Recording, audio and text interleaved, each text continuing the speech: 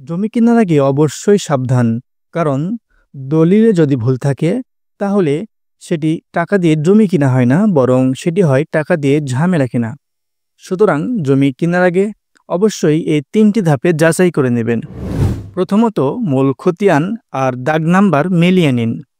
খতিয়ানে জমির আসল মালিককে এবং দাগ নাম্বার ঠিক আছে কিনা এগুলো দেখে নিন।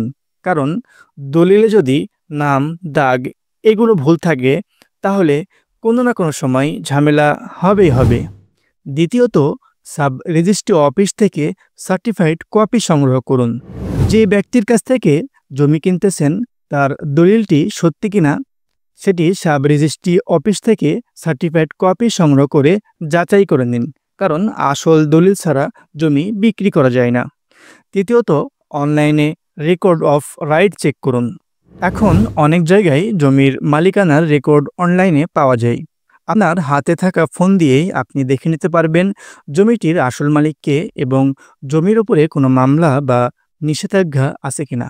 আপনি যদি এই ৩ ধাপে দলিল যাচাই করতে পারেন তাহলে ধরা যায় যে আপনার কোনো সমস্যা না হওয়ারই কথা।